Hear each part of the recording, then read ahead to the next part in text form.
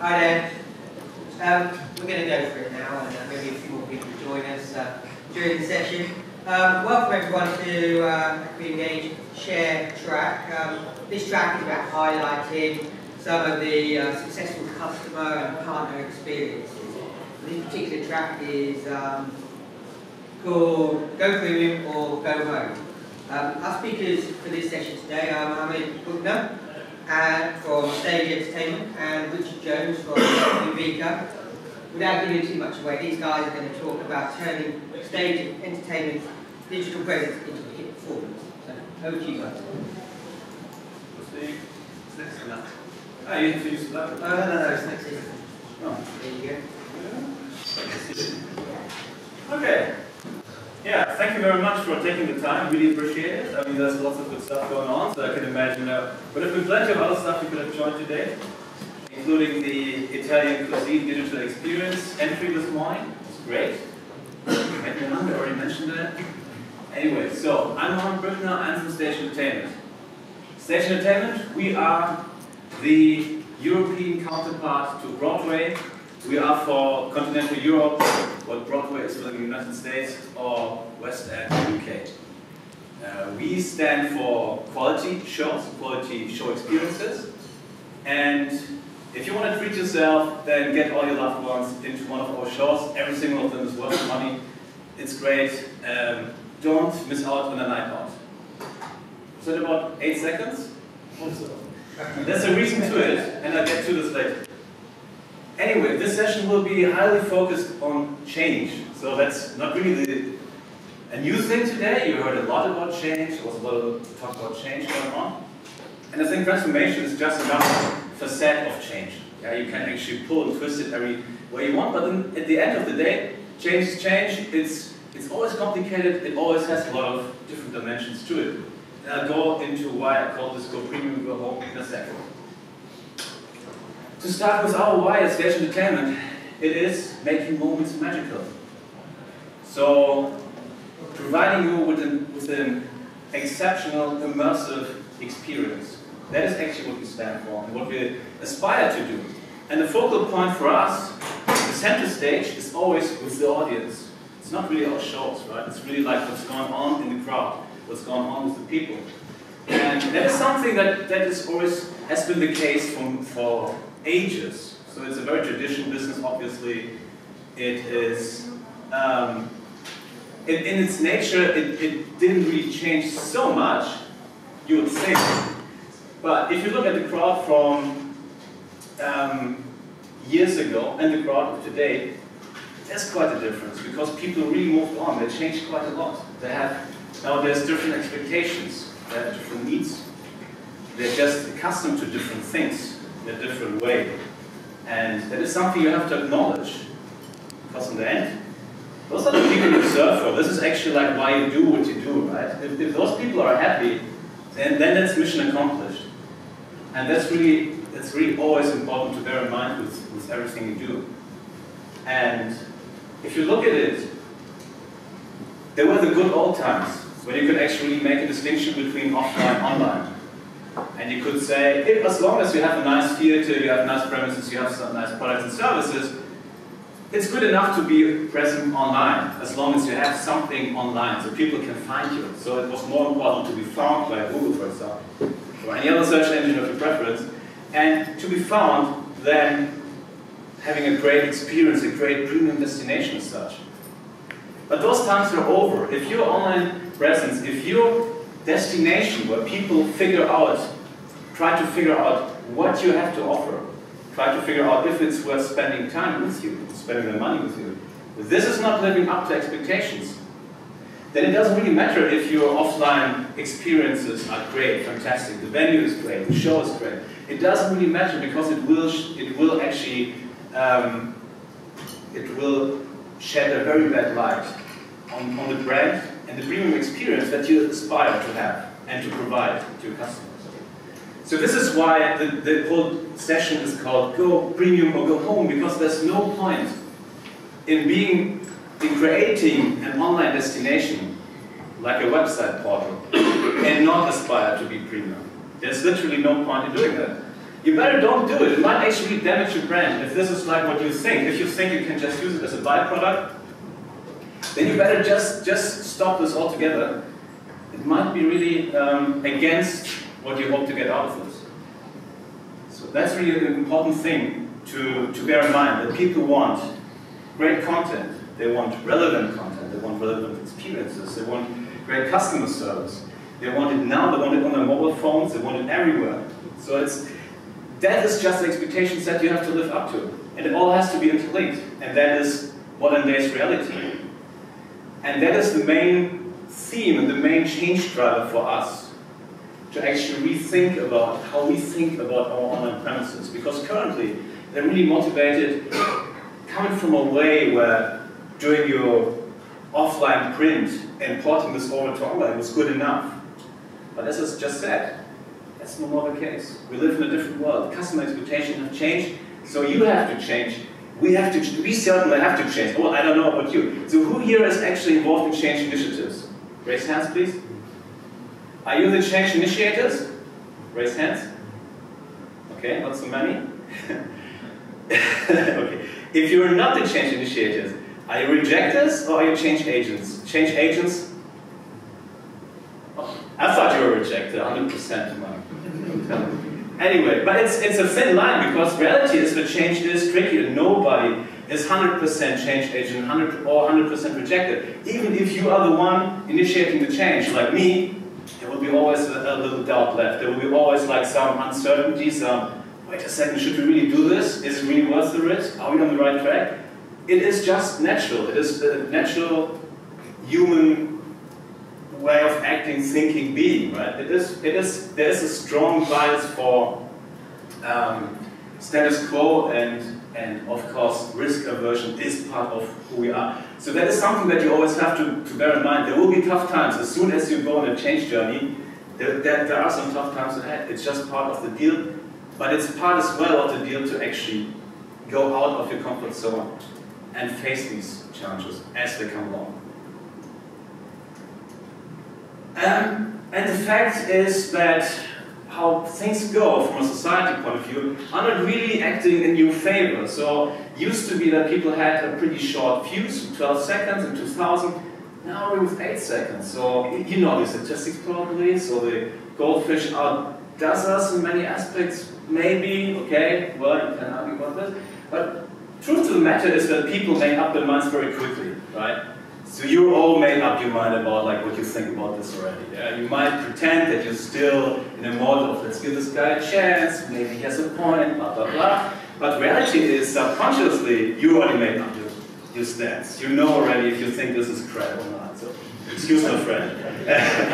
So it's like how we are as humans.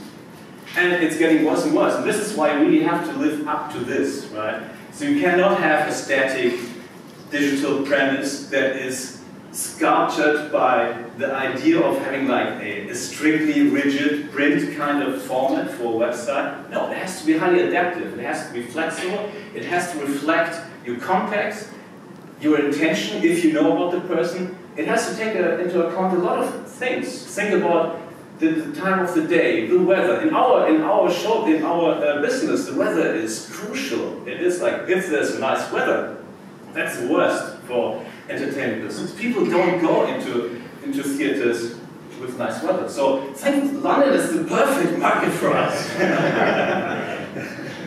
So that could be a context that matters. Of course, buying history could be another one. It could be your device. It could be maybe the outcome of a football game. Now that we're in this period, it could be. So that's whatever the signal is, you have to be able to respond to it and put it to action, because this is the only thing that will differentiate you from the rest. And it's just one big mass of anything else. And that is just what people will see. That's like what goes under 8 seconds, done. You're just under the radar, forgotten. There's just too much going on for focusing on something that doesn't grab your attention immediately.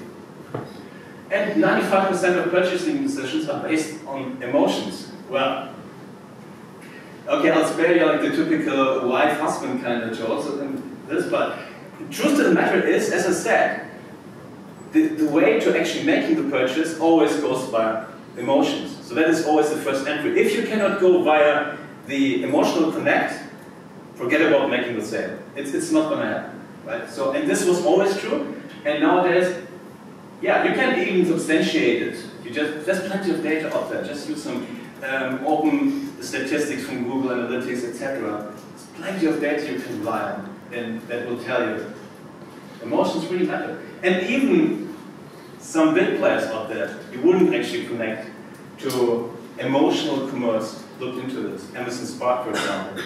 Now thinking about, well, having a great assortment is nice, but how can we actually get this kind of bond with the customer we need to actually make this sustain, make actually people reconsider, make them come back, because that's another big thing. You can have a one-time purchase and never hear of the customer again. It happens often. Pretty sure your business is something you're accustomed to as well. It matters. Emotional commerce. This is like the summary of providing communities, telling stories, providing great content, going beyond your basic assortment. In the end, what actually differentiates you really from the mass market wholesaler who cares about volume, the typical I have everything for you, and yourself? It is the way you actually do the sell. In fact, it is the actual way of the act of selling itself. Because this is something that the mass market wholesaler, he will not do this for us. For us, it's like the ticket vendor, the ticket fulfillment provider. He will not do the emotional connect. He will not do the sell. This is what I mean with selling. He will provide you with plenty of choice, knock yourself out, happy times. But he will not grab you. He will not provide you with everything you need to make up your mind about. Is it really worth my time? Is it worth spending any further time and planning for a night out, a journey with my friends, etc.? You have to do it. It's only you can do it. And this is probably one of the biggest things that your online premises, the glue for all the other channels, because this is effectively what your websites are. This is what you can achieve, and it's really up to you to do it. Finally, might be that the final sell really happens via the wholesaler. Could be that you actually do the selling, but then he goes to the typical big mass market online portals, gets his stuff. Okay, who cares? In the end, he bought, everybody's happy. But remember, not necessarily did this guy here do the sell. And this is like that situation we're in. We want to get better at selling, right? So this is actually what we're aspiring to do, because we realize we're not really that engaging online, and this is like where our whole change journey started. And talking about this, we do a lot of undifferentiated heavy lifting, as Amazon calls it, which means that we spend a lot of time with things that do not add actual value to our top line. They don't even add value to anything, really. It's just admin stuff, making sure that systems are running, stuff like this. And we're in an age where everybody knows the best servers you can have are no servers. So why are we talking about this? Why are we dealing with this type of topic? It's not really our main offering at all. And we definitely don't have a consumer experience platform as such. We don't actually keep learning about what is the user all about, what is driving them, keeping track of what's going on the platforms and drawing the right conclusions, and then driving better offerings out of this. We're not there. It's just this epiphany that we have. And of course we have too many vendors and suppliers, because we're across different markets, and I'll get to this later. And in each market you have a different set of suppliers and vendors. So why is that? It just decreases our negotiation handle, it makes governance a pain, it's just a burden you don't really want to have. So just to give you an idea of our footprint, so we have, now it's more like 7 million visitors, thousands of performances, as mentioned already, millions of visitors. Our main markets are by far Germany's biggest, Netherlands and Spain. 20 theaters in 11 cities, some we own, some we don't, but we have a lot of stuff going on. In fact, even like the biggest events out there arguably don't sell as many tickets as we do in a single week, and definitely not over the course of a year. So the number of tickets we sell is significant, and definitely our fulfillment provider who sells a ticket, he knows it. So let me tell you then, without any further ado, a little bit about how we actually engage this whole change journey. And hopefully you can take away a little bit of learnings, a couple of takeaways, or if that doesn't work, just satisfy your bias for status quo. Sorry, I forgot about that. Your bias for status quo, and be happy about that. Everybody is just having the same experience as you have, so that's fine. Then you get at least with a good feeling into the lunch break. So we knew around there that was the easy bit. The challenge lies with where to go. So we did quite some analysis. That was actually the first task for me when I started with Stage Entertainment, to find out what is our baseline, what are our systems, what are our business processes, what are the main customer journeys, what are the dependencies, what are the vendor landscape, and so plenty of things you have to figure in order to find out, is there actually any chase for a case to be made, because there will be something coming your way sooner or later. Yes, people will ask for that.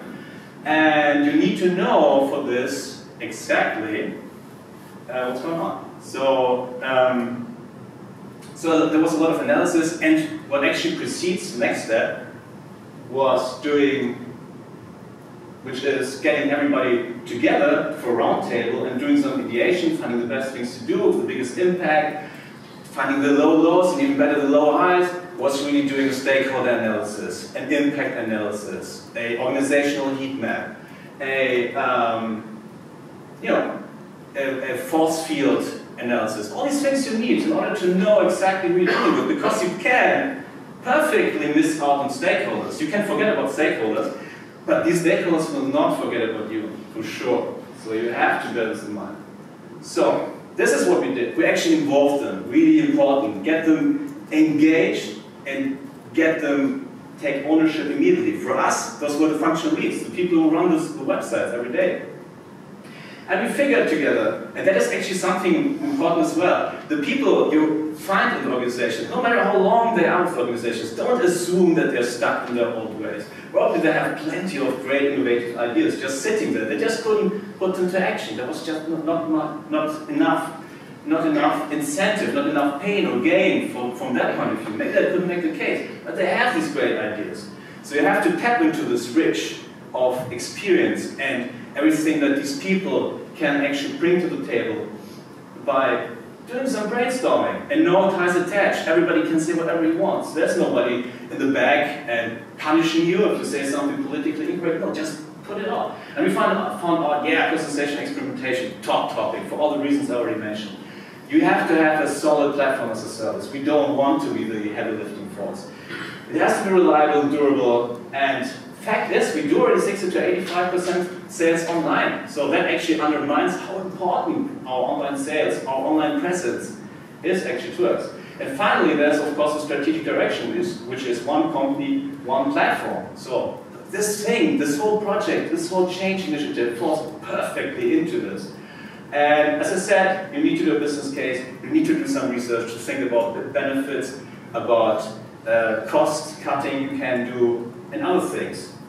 It's tricky, I'll be honest. I'll talk with you about the details if you're interested in afterwards. But it's a really excessive thing to do. And it's not necessarily the most enjoyable, but you have to go through it. And then you can get away from having 6 different CMS and who's actually responsible if something goes wrong, and many afterthoughts of the pragmatic choices. And the marketing support is not great. All the things you figure if you just tap into the experience and the knowledge of your people. And we finally actually make the choice for Acquia Lift. And that is not so much because of Drupal per se, it's more like this holistic offering as a whole, this business offering that spans what we call today like the digital experience platform. And those are only 2 examples of services we tap into, with options to tap into other services. But the main thing is, you have to be flexible about this, versatile, and you have to be able to, as I earlier said, respond to the signals, act quick. And you have to be able to adapt to what's going on. And that is actually the main merit of a solid foundation for your platform, right? That is actually what's the main criteria for us, to make sure we have something that doesn't attach any strings and we can extend it as we please, tap into the rich of all the developers, the modules, and everything on that. Of course, there would be resistance. I mean, no change initiative ever will exist without resistance. As I said, even you yourself as a change agent, change initiator, you will be resistant at some point because you think, is it really worth all of this? The main thing is take all the concerns seriously. I think that is the main message. There is no invalid concern. You might think about it whatever you want. You might find it ridiculous, but take it always seriously, no matter what you think about it, and deal with it. So we did actually some proof of concepts with Acquia, showcasing one concern around the editorial experience. It turns out, if you get the content model right, the editorial experience is much better than what they already have. So they just had like this image, some experience from the past of Drupal 3 or something like that, where they really thought, oh my god, I used to work with this, I really don't want to go through this again. And we had to calm them down, sorry. English is not my native language, obviously. So we had to please them by doing the proof of concept. Really easy. Just a specific showcase, start to end, showing how you would set this up in the back end. Worked out perfectly, showed immediately you even have some additional benefits because you wouldn't miss out on some necessary steps, because the content model dictates as well how these different entities relate with each other. So you don't find yourself missing some crucial piece of description missing or something, and everything is already live in production. No, it's just part of your content model. And that's just only one example, but in the end it's always about acknowledging it and acting on it. Because something, and it comes back to not acting, not knowing what to stakeholders. If you just leave it in the open, it will come back. And the longer you keep it in the open, it will even come back harder to you, and it will crush you at some point. So take it very seriously. And with this, talking about partnerships, because that is of course important, we were looking intensely for a competent, hybrid, creative and tech agency, and we put a lot of effort into finding the right one. They didn't have time, so we actually ended up with Vika. No, of course not. It was great. So I just pass on to Mr. Richard, and he can tell you a little bit about it. Thank you for that intro. Okay, so what I'm going to talk to you about a little bit is more of the practical side, actually, but I think you should probably do this slide, because that's... So the first thing we did, the following slides, I'll talk to you a little bit about the process we went through. Yeah, this is the first show we put online. This is the first show. Yeah. So we, during the first workshops, we realised there was a priority to get the first show live, even though we were working on a larger program than that. So Anastasia had a deadline, it had to be launched, had to start selling tickets, so we decided to accelerate the program.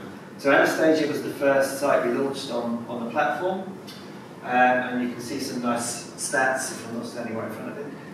You can see some nice stats there, you know, compared to where things were, 27% more time on site and a 200%, I think that's a 200% increase in conversion rate that we saw on there. And this is just, we're trying out something very differently. It was really animation heavy, something we've never done with any show, right? Just to see like if it actually gives us any edge or not. Here, just saying that. And then, I'm not sure why this is probably not. Yeah, let's go. Just right, picture ignore, please. So really, so basically when we were involved, when we got involved with Stage, it was very much about starting from the beginning, even though Acquia had been engaged doing some proof of concept work for a while, so we've been an Acquia partner for many years.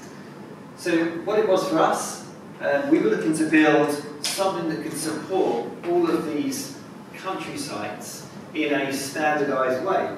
So what we needed was to get that basically return on investment on building something, because currently these different regions all have their own platforms, their own different technologies all over the place.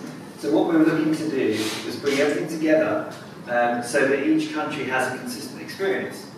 The challenge being that the level of the level of digital maturity of each of the regions is different as well. Some of the countries have one theatre, one show. Some of the countries have 5 theatres or more.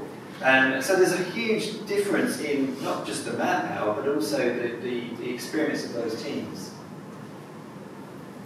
So we went through our process with Stage. So we did a bit of a roadshow. We spent some time in Madrid, in Hamburg, and in somewhere else.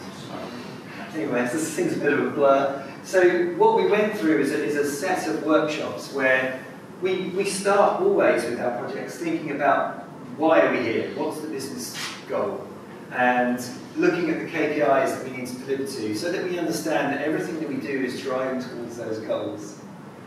Then we have to understand, as Mohammed said, who's the audience here? Who are the people that are actively involved in these projects? Who are the stakeholders? Not necessarily the audience as in the consumer audience here, but the audience as in the stakeholders around the businesses. Then we look at feature map and what sort of things that we need to be able to do to provide this experience to our customer. Then the insight part is to be able to measure that. So if we're doing experimentation, especially in the realm of personalisation, we need to be able to test and prove that it's working.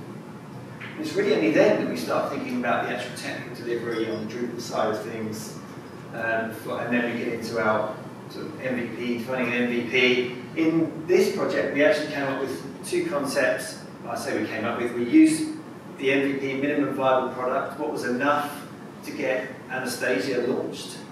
But then we also, because that's quite a difficult concept to sell to stakeholders, to say, we're just going to do the bare minimum that gets you live. So we also used the term called minimum lovable product, which we just MLP, which was really about, what's something you're going to be really proud of. That's where we're really aiming for.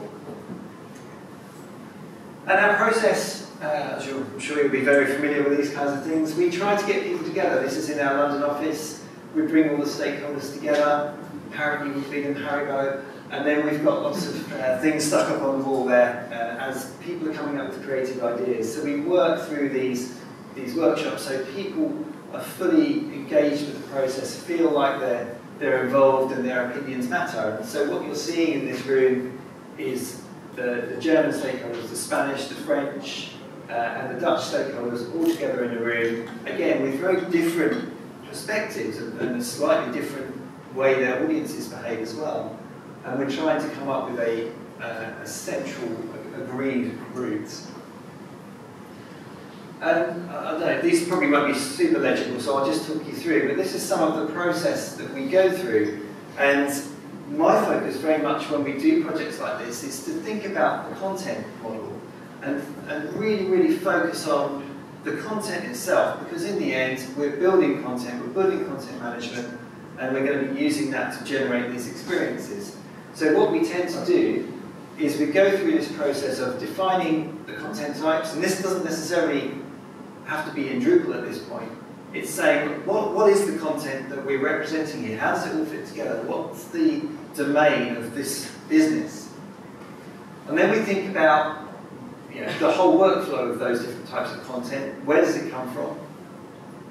Who's got to actually look after it? What's the editor experience?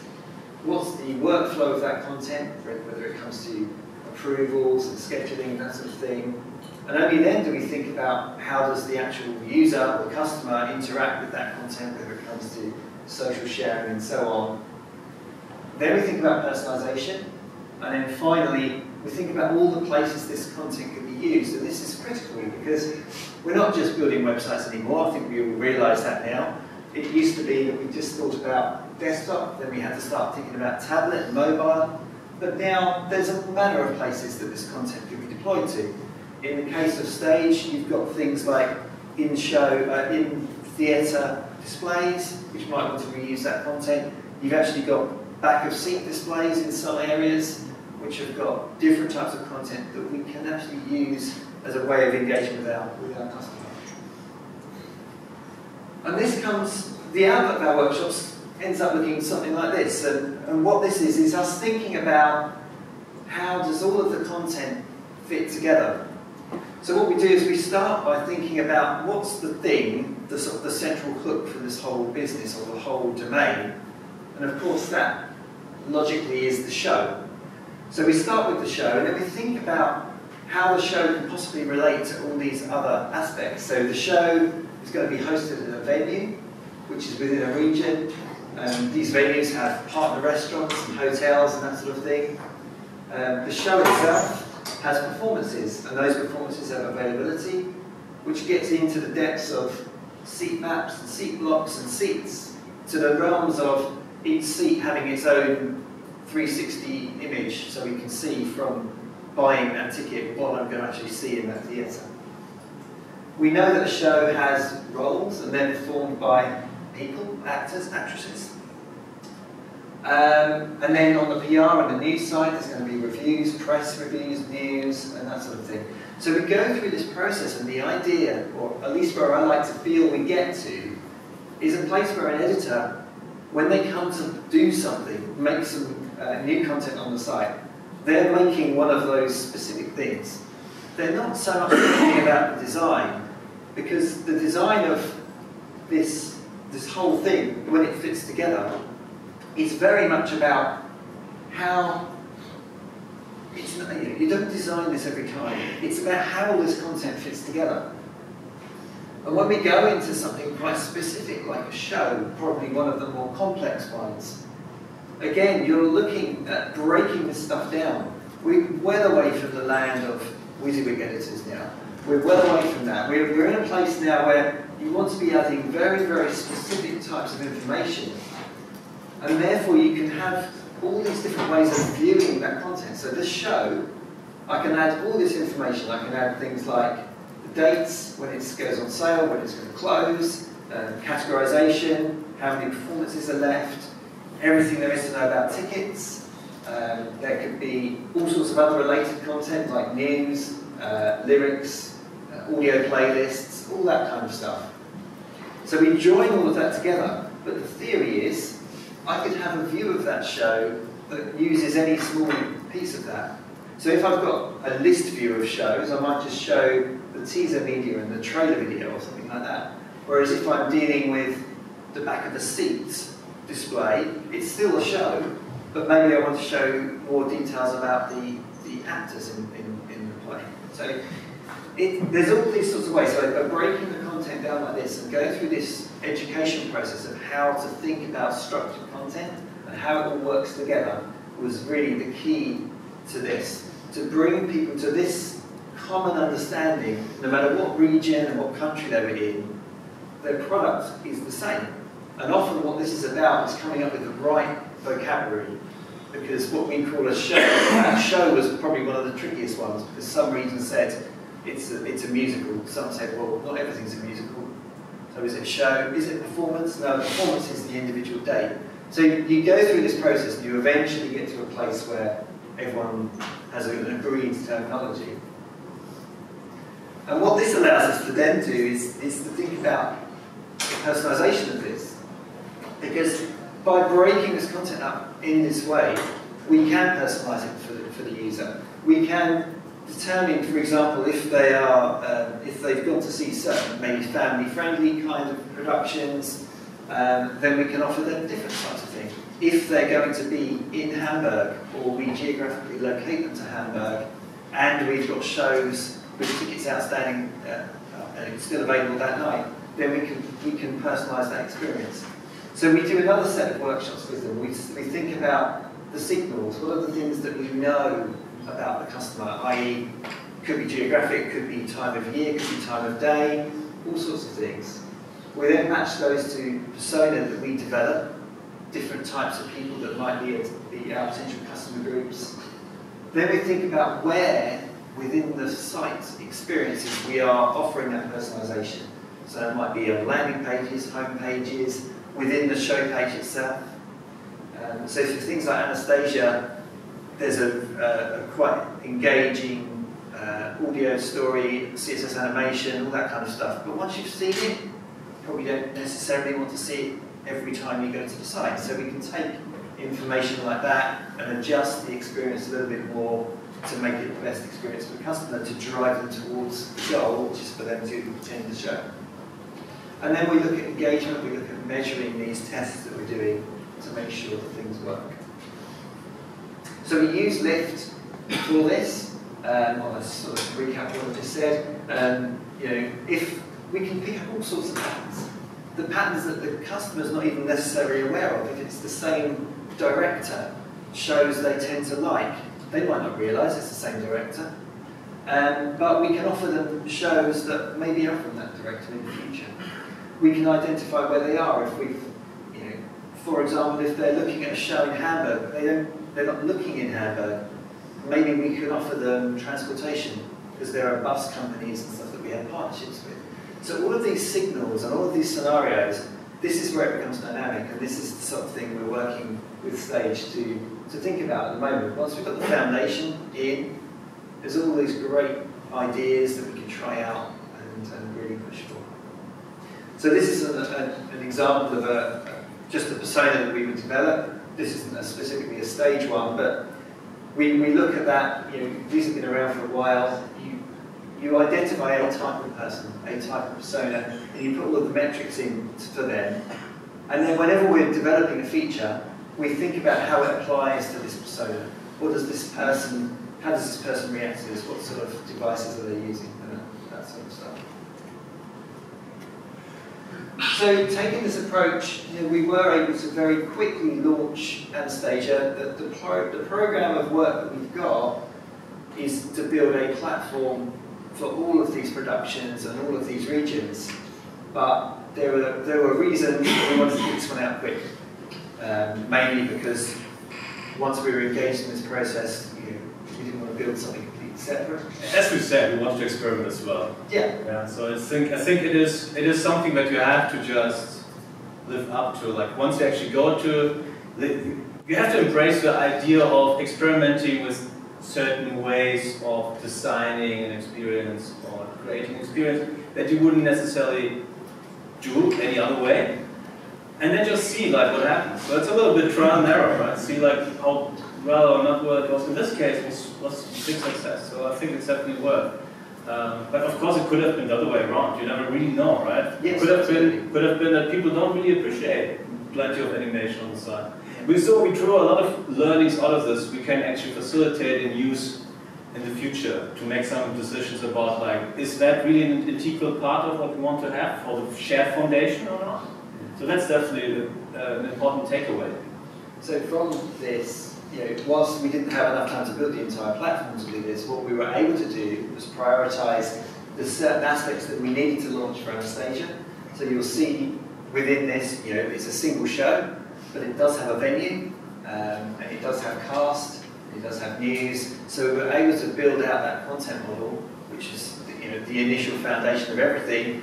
And now we're in the stage where we can apply that same content model to the other shows, experiment out, and again, what we're trying to achieve here is a unified editor experience, consistent maintenance, and everything else, so that this kind of stuff becomes central, reliable, and allows Maham's team sort of being the central governance of all of this. The theory being, if one of these countries comes up with a great idea, then if they implement that idea, or we implement that idea for them, then all of the other regions get to benefit as well.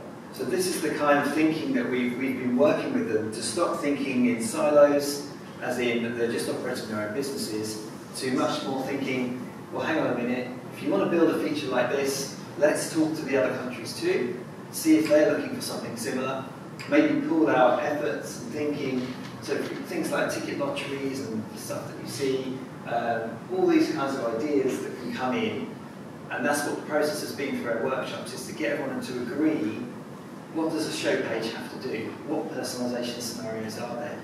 And you'll see that some of the countries that are more experienced in this are coming up with these great scenarios, which some of the other countries hadn't thought of yet. So they're already benefiting from sort of this cross-pollination of ideas within the organisation. So it's a long road, we've got lots to do, we're very excited about it, and I wanted to make sure we leave a little bit of time for Q&A. Yes, please, go ahead.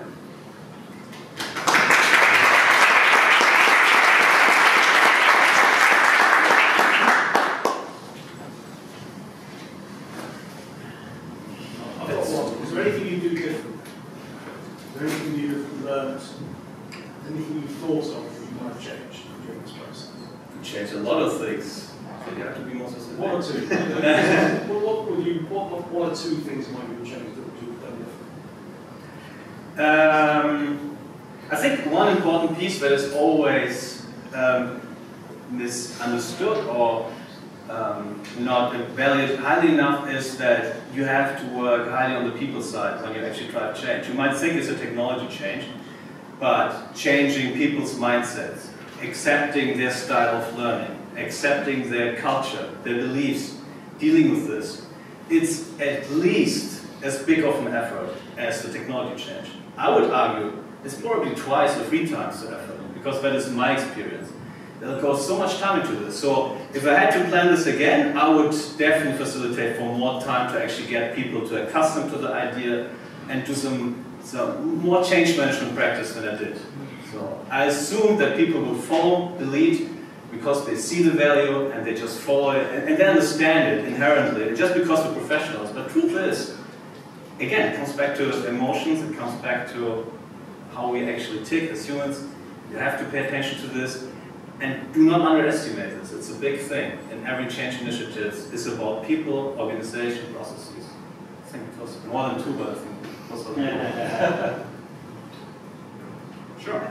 So any insights into how GDPR might have changed your personalization or any of the good thing, good question. The good thing here is that we have to make a differentiation between personalization and experimentation. Right? Experimentation is something you can easily do based on anonymous data. Right? Or general available data like time of the day or whatever. Right? So we're starting out very easy because that's another piece. Don't go for the big bang personalization solution first. Get your feet wet, start running or walking, and then only change to running mode. So we're not really in that phase where we have to critically assess every single data touch point stuff. But of course, it will be a very important thought for every single personalization, for sure. I think the key for me for the personalization is we have the opportunity here to design the personalization in. So when we think about how landing pages work or show pages work, we can think of opportunities. Whereas if you've got a pre-existing site and you're just trying to lever in personalization somewhere where it doesn't quite work, it's much more difficult. So in this case, being able to plan that and thinking about that early, these are all the things that you might get these stakeholders inspired to think, oh, what about this, and things like, oh, what if we've got a show that's still got some tickets left on the day? Well, yeah, we can do some stuff immediately on the day, we can do loads of things. Yeah. If you think of those scenarios, we can do something with them. And to understand. And to add to this, I think architecture principles are important. So some of the architecture principles we set around the new platform is data sparsity, so you don't just collect data for the sake of it, you have to have good reason. And all data is always anonymized and generic, so you don't actually really have any personal like pure text data or so floating around, and definitely not stored anywhere on the web server side. So that is like I was very strict about these architecture principles because I don't think that kind of data belongs in this space, that belongs to other domains that are better suited for this type of scenarios.